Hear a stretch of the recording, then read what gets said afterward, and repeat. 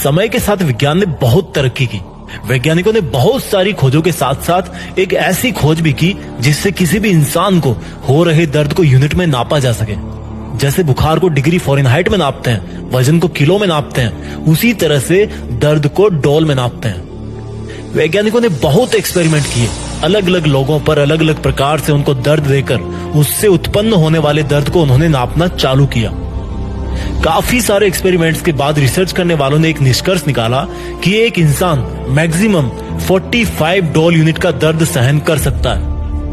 इससे ज्यादा दर्द अगर इंसान को महसूस होगा तो या तो वो मर सकता है या फिर वो जिंदगी भर के लिए अपाहिज हो सकता है। लेकिन अब मैं आपको एक चौंकाने वाली बात बताने जा रहा हूं। एक माँ अपने बच्चे को जन्म देते समय 57 डोल के दर्द का सामना करती है। यह दर्द उतना होता है जितना किसी इंसान को उसकी 20 हड्डी एक साथ टूट जाने पर होता है।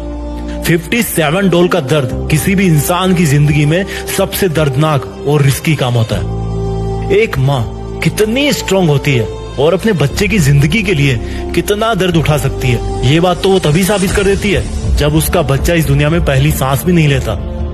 माँ के हाथ में भले चूड़ियां होती है, लेकिन उसकी हिम्मत के बराबर इस दुनिया में आज तक कोई दूसरी हिम्मत पैदा नहीं हुई। साइंस तो ये भी कहती है कि गीली लकड़ियों से आग जलाना बहुत मुश्किल होता है, लेकिन मैंने देखा है मेरी माँ को गीली लकड़ियों से चूल्हा जला के हर मौसम में उस पे मेरे लिए रोटी बनाते हुए। ताजुब होता है रसोई के भारी भरकम धुआं से भी अपने बच्चों के सपनों को कितना साफ साफ देख लेती है माँ। जाने किस मिट्टी के हाथ बने हैं उसके, जो तवे पे उंगलियां जलने के बाद भी इतना टेस्टी खाना बना लेती है। अगर किसी भी इंसान को कभी कोई तकलीफ होती है ना, तो उसकी तकलीफ की वजह से अगर किसी दूसरे इंसान की आंखों में आंसू आते हैं ना, तो उसमें सबसे पहले माँ होती है। अगर सीखना है जिंदगी में कि प्यार कैसे किया जाता है, तो देखना एक बार अपनी माँ की तरफ, फिर इतना तो पक्का होगा कि जिंदगी में तुम किसी और का दिल नहीं तोड़ोगे।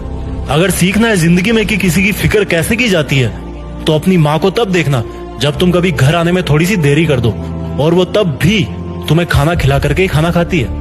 अगर तुम्हें लगता है ना कि मैं डेली डेली एक ही काम करके थक जाता हूँ, बोर हो जाता हूँ, तो यार एक बार देखना अपनी माँ की तरफ, जब वो एक सुपर ह्यूमन की तरह घर में हमेशा सबसे पहले उठती है। एक चीज का तुम अपनी जिंदगी में जरूर सामना करोगे।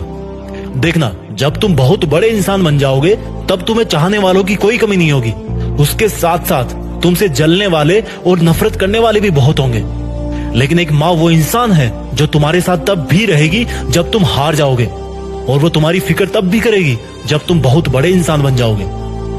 सुन मेरे दोस्त, छोटी सी लाइन में एक रिक्वेस्ट करना चाहता हूँ। तुम्हारी माँ ने तुम्हारे लिए जो कुर्बानियां दी है ना, उसको चुकाने के लायक तो तुम 1000 जन्मों में भी नहीं बन सकते।